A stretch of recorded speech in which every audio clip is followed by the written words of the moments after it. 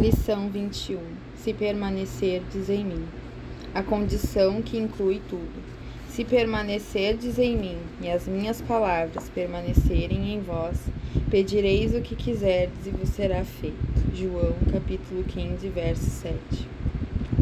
Em todo o intercâmbio de Deus conosco, a promessa e suas condições são inseparáveis. Se cumprirmos as condições, ele cumprirá a promessa. O que ele significa para nós depende do que estamos dispostos a significar para ele. Achegai-vos a Deus e ele se achegará a vós outros. E assim, em oração à promessa ilimitada, pedireis o que quiserdes e vos será feito, tem uma simples e natural condição, se permanecerdes em mim.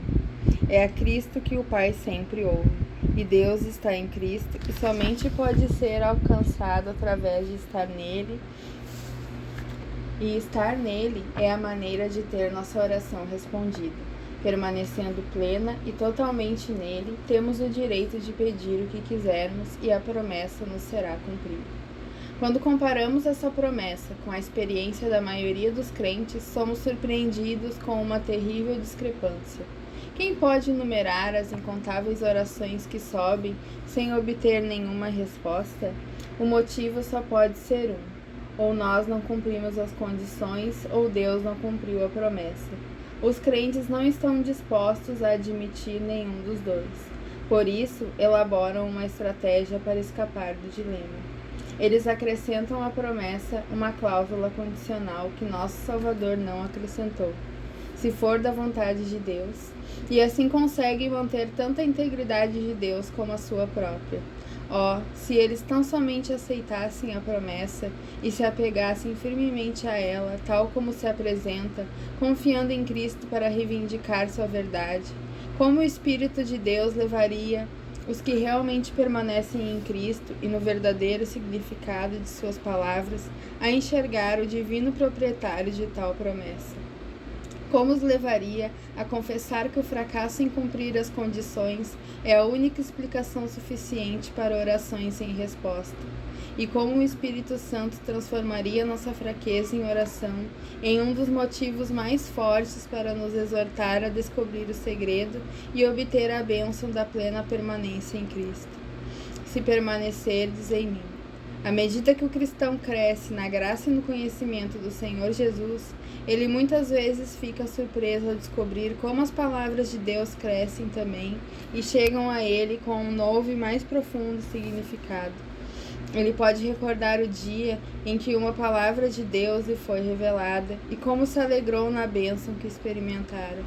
Após certo tempo, uma experiência mais profunda deu a ela um novo significado. E foi como se nunca tivesse visto aquilo antes.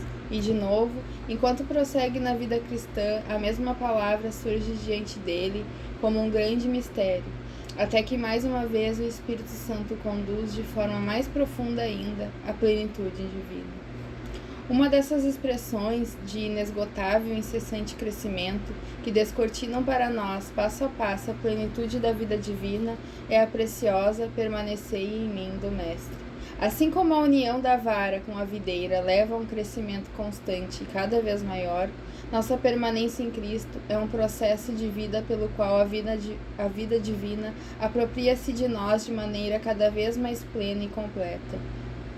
O crente jovem e frágil pode realmente permanecer em Cristo na medida de luz, e é ele que prossegue para alcançar a plena permanência no sentido que o Mestre quis dar às suas palavras, que herda todas as promessas relacionadas a ela. Ao cultivar a vida de permanência em Cristo, a primeira etapa é a da fé. À medida que o crente enxerga que, apesar de toda sua fraqueza, o mandamento realmente está destinado a ele, seu principal objetivo é simplesmente crer que, ao saber que está em Cristo, não obstante sua infidelidade e fracasso, permanecer em Cristo é sua obrigação imediata e uma bênção ao seu alcance. Ele se concentra especialmente no amor, no poder e na fidelidade do Salvador, e sente que sua única necessidade é continuar crendo. No entanto, logo perceberá que algo mais é necessário. A obediência e a fé devem andar juntas. Não que o cristão deva acrescentar obediência à sua fé, mas a fé deve manifestar-se em forma de obediência. A fé é a obediência em casa e contemplando o Mestre. A obediência é a fé saindo de casa para fazer sua vontade. Ele compreende agora que esteve mais ocupado com o privilégio e a bênção dessa permanência do que com seus deveres e frutos. Houve muito de si e de sua vontade própria que passaram desapercebidos ou foram tolerados por ele. A paz que ele, como um jovem e frágil discípulo, podia desfrutar ao crer desaparece. É pela prática da obediência que a permanência deve ser mantida. Se guardardes os meus mandamentos, permanecereis no meu amor.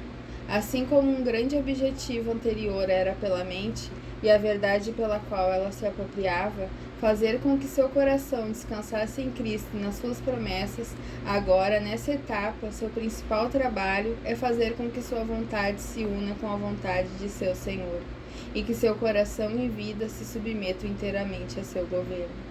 E ainda falta mais uma coisa: a vontade e o coração estão do lado de Cristo. Ele obedece e ama seu Senhor.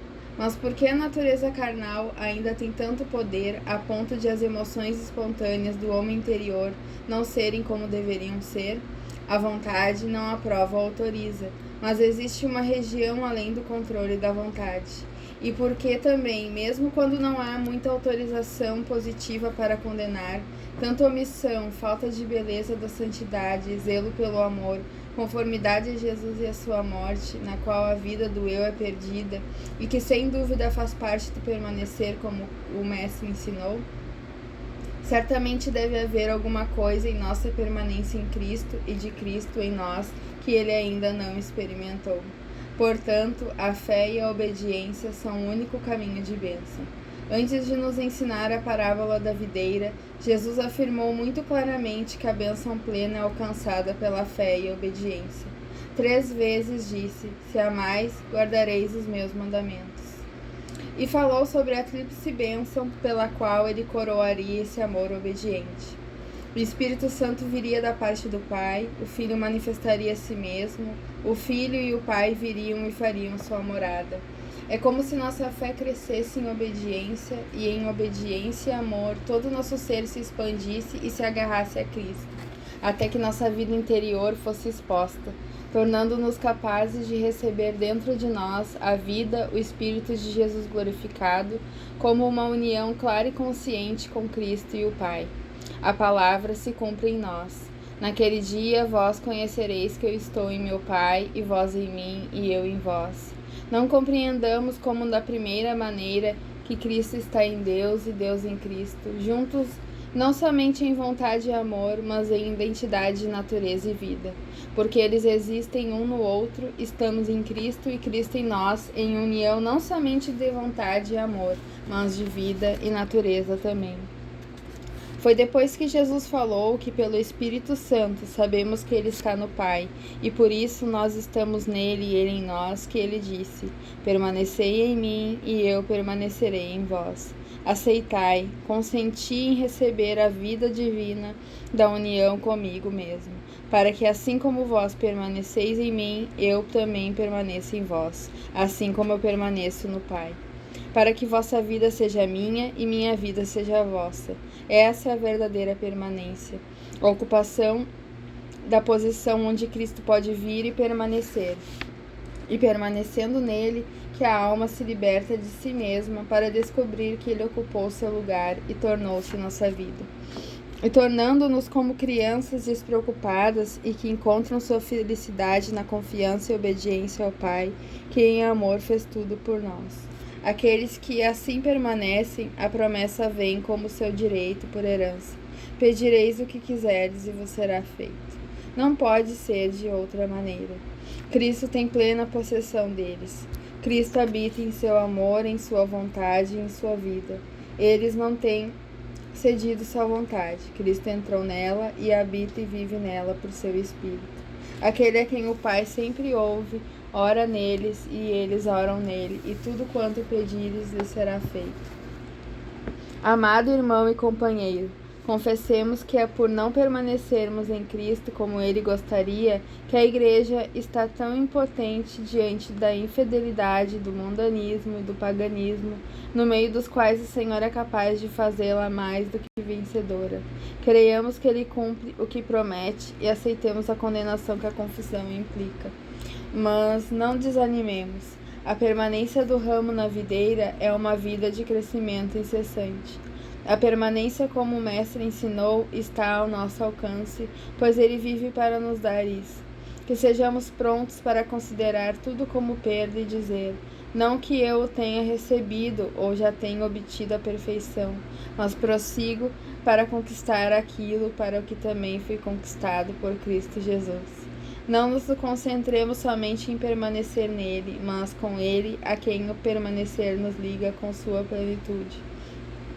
Que seja Ele, o Criador total, em sua obediência e humilhação, em sua exaltação e poder, em que em nossa alma se move e vive, Ele mesmo cumprirá sua promessa em nós.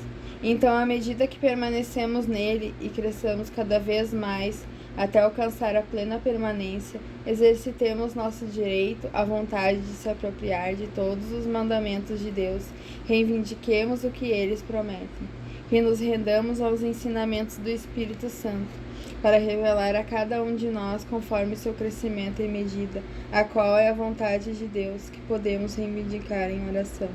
E não nos satisfaçamos com nada menos do que a experiência pessoal que Jesus prometeu quando disse: se permanecerdes em mim e as minhas palavras permanecerem em vós, pedireis o que quiserdes e vos será feito. Senhor, ensina-nos a orar.